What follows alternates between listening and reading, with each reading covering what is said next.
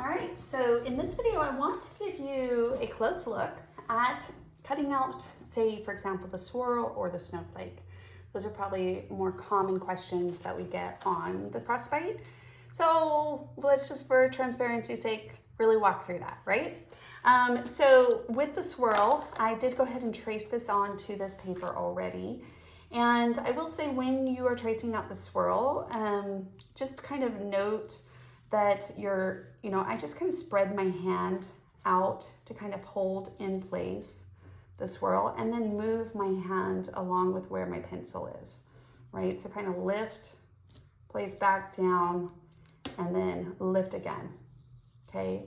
So just kind of lift and move your hands, like I said.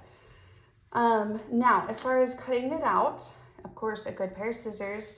These are kind of routine things here at Kiwilane. We always recommend detaching. So specifically with something more intricate and detailed like this swirl, I always definitely recommend detaching the piece from your larger paper that you traced it out of. Then I start with the back ends of my scissors and I'm gonna follow the guidelines, right? Now, this has definitely got a lot of movement to it, and so you want to rotate the paper through your scissors with your non-cutting hand. So I'm going to turn it and then start cutting again towards the back ends of my scissors, right? And so I'm keeping this hand kind of stationed that you're seeing with my cutting, and I'm kind of just gliding that through. So you could think of it as like, okay, I'm not gonna move my cutting hand. I'm gonna let my cutting hand sit there and just kind of get familiar and comfortable with gliding that paper through. So just kind of test it out as you do such, right? So that's definitely something, a tip, a takeaway that can help you with your cutting. Now, if, like you said, this is a lot of gliding, right? Because it's a lot of movement in this swirl.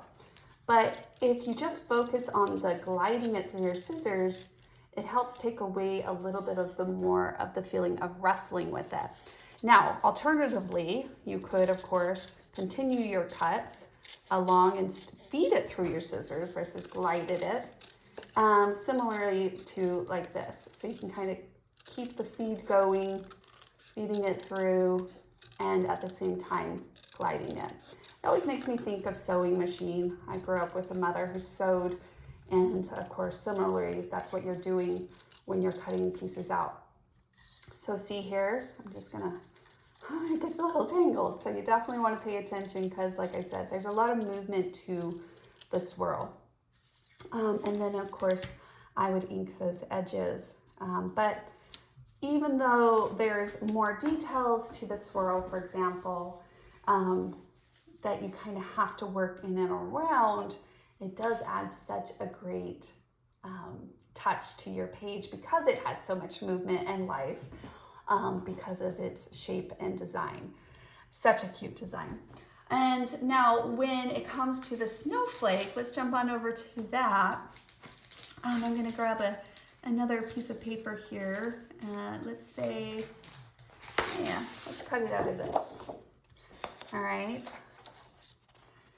We're actually going to follow similar cutting tips here. But again, I just want to share with you how to go about doing it. And this is, of course, if you are just sitting down and you want to sit down and just cut something out instead of getting up, measuring, figuring all of that stuff out. You'll notice that I'm able to just kind of grab a piece of paper, stay where I'm at, and just slowly, trace it out. Even if you have to slow down your cut, slow down your things, it still allows you to take a lot of that guessing game as far as sizes and programming or other things like that, right? So again, if you want to go with the cutting approach on these, it's really nice to be able to simplify that process as much as possible. Okay, so similar steps. Detach, and detach, and cut the little designs out. So because this is a circular, meaning the shape is in a circle diameter, right? You can feed it through like we were. So I'm just gonna kind of feed through that, again, rotating it back and forth. Now, if you go off the pencil line a little bit, I will tell you, like, that's where inking is gonna come in. So don't be too hard on yourself. Just know that the pages that you're looking at of mine, I'm not too obsessive over staying exactly on the pencil line, and my pages still turn out great. But the reason I don't obsess is because of the added step of inking, which whether I hand cut it or die cutted it or, you know, store bought it, I think adding a little ink to any of those edges always elevates and kind of gives your elements a nice finished look when you're playing with a lot of layers, especially if you're playing and layering elements together on a page. Doesn't matter what it is or how you're, you know, adding that from, it really helps. Okay, so sorry, I was totally in the zone.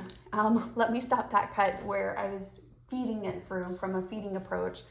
And you might find that it's more helpful to, especially on a circular one, sometimes take each little section one at a time. So you might find it more helpful to come from this approach. It doesn't require you to start and stop your cuts a little bit more, but I did want to mention that. So when there's a circular design, sometimes it is nice just to take, you know, for example, each of these pieces kind of one at a time, and you can kind of just glide and cut them in and around one at a time. All right. And then of course, I just love how these layer together. They just have so many possibilities. Of course, you change the paper, the look changes with it. And so you can see that they have a lot of fun details and touch to your page. And those are just a few pages I created, of course, with them recently. And there's so many more opportunities to create many more pages with them. And so hopefully, again, just seeing this firsthand close look at cutting some of these elements in the specific Frostbite set helps you try to kind of feel at ease, but also excited about the potential of what this set can add to your pages.